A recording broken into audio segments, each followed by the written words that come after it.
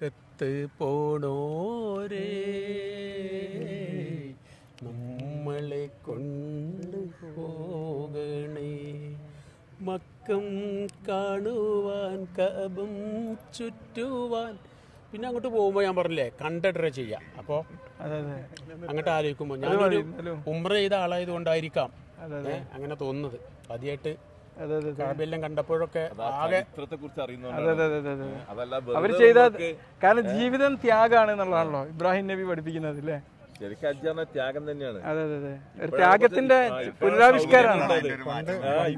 കാരണം നമ്മൾ ആ ചരിത്രത്തിലൂടെ പോകുമ്പോ അത് ഹജ്ജാവും എന്ന് പറയുന്നത്. അപ്പൊ ഇറാനിലൊക്കെ ആൾക്കാർ ഹജ്ജ് വരുമ്പോ നടന്നാ വരാന്നൊക്കെ കേട്ടിട്ടുണ്ട്. ഇപ്പോഴും അങ്ങനെ ആരാധനകൾ കുറവാണല്ലേ, നിസ്കാരങ്ങളൊക്കെ കുറച്ച് നിസ്കരിക്കുക. പക്ഷെ അതെ അതെ അതെ അതെ അതെ, ജമ്മും കസറായിട്ടൊക്കെ നിസ്കരിക്കുന്നത്. അതെ അതെ അതെ ഹജ്ജിന്. പക്ഷെ അത് കാരണം അത് എക്സ്പീരിയൻസ് ചെയ്യാന്നുള്ളതാണ്. നമ്മളൊരു പഴയ പ്രവാചക ചരിത്രം ഓർപ്പിക്കുന്ന കാര്യമാണ് അല്ലേ? പ്രവാചകൻ ഇബ്രാഹിം അല്ലെങ്കിൽ എബ്രഹാം എന്നൊക്കെ പറയുന്ന പ്രവാചകന്റെ. തീർച്ചയായിട്ടും ഇതില് നമ്മളെ സംബന്ധിച്ച് ഇതിലിപ്പോൾ കൂടുതൽ പറയാൻ കഴിവുള്ളത് സക്കീറിന് തന്നെയാണ്. എന്താണ് നിങ്ങൾക്ക് കഴിഞ്ഞൊരു മാസമായിട്ട് സക്കീർ വൈഫ് എന്താണ് ഈ ഹജ്ജിനെ കൊണ്ട് ഉദ്ദേശിക്കുന്നത്? എത്രയോ ആൾക്കാർ തീർത്ഥയാത്ര പോകുന്നുണ്ട്. ഏതൊരു മുസ്ലിമിനും ഒരു പ്രാവശ്യമെങ്കിലും ഹജ്ജ് ചെയ്യാന്നുള്ളത് എല്ലാവരും ആഗ്രഹമാണല്ലോ. അപ്പം ഈ പ്രാവശ്യം ഞങ്ങൾക്ക് അതിലൊരു അവസരം കിട്ടി, ഞങ്ങളതിന് പോകാൻ വേണ്ടി തയ്യാറായിരിക്കുകയാണ്. എന്തായാലും എല്ലാവർക്കും ഹജ്ജിന് പോകാനുള്ള ഒരു സൗഭാഗ്യം അള്ളാഹു നൽകട്ടെ. അള്ളാഹുവിന്റെ വിളിക്ക് ഉത്തരം നൽകാൻ വേണ്ടിയാണ് നമ്മളവിടെ പോകുന്നത്. അള്ളാഹുവിന്റെ വിളി ഉണ്ടെങ്കിൽ മാത്രമേ ഹജ്ജിന് നമുക്ക് എത്തിപ്പെടാൻ കഴിയുള്ളൂ.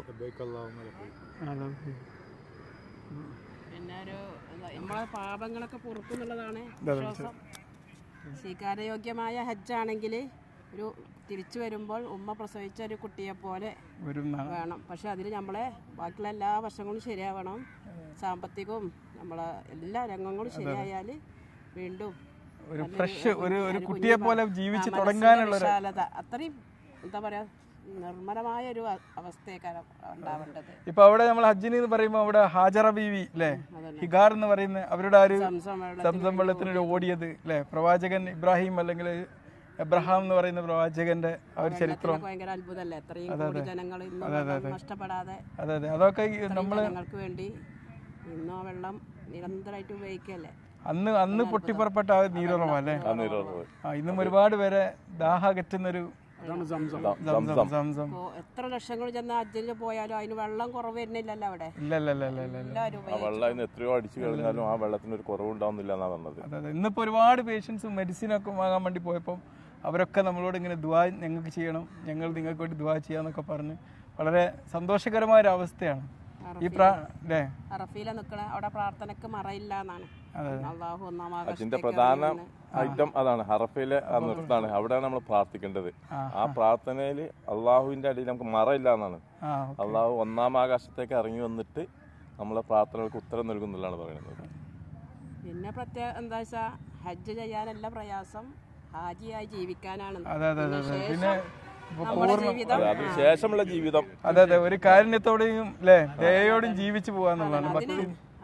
ഹജ്ജ് ചെയ്ത് കഴിഞ്ഞതിന് ശേഷം നമുക്ക് ഹാജിയായി ജീവിക്കണമല്ലോ, അതിന് നമ്മൾ ശ്രമിക്കണം. ഇപ്പൊ നിങ്ങൾക്ക് ഹജ്ജിന് പോകുമ്പോ നിങ്ങൾക്ക് എല്ലാം ഒരു ഫ്രഷ് ആയിട്ട് നമ്മളിപ്പോ തന്നെ അതിന് തയ്യാറെടുപ്പായി. അതെ ഒരു ബാലിഷ്യമായ മൈൻഡിലേക്ക് നിങ്ങൾ തിരിച്ചു പോയിട്ടുണ്ട് അല്ലെ? പലയിടത്തും ക്ലാസ്സുകളൊക്കെ അറ്റൻഡ് ചെയ്തു. അതിന്റേതായ ഒരു മൈൻഡിലാണ് ഇപ്പോൾ ഉള്ളത്. ചെയ്തു നമുക്ക് അള്ളാന്റെ കാരുണ്യം വേണം. അവിടെ എത്തണമെങ്കിൽ നമ്മളെ കൊണ്ട് കഴിയുന്ന പൈസ അടച്ചു മനസ്സായി. ഇവരാണ് കൂടുതൽ ക്ലാസ് ശ്രദ്ധിച്ച് കേട്ടതെന്ന് തോന്നുന്നുണ്ട്.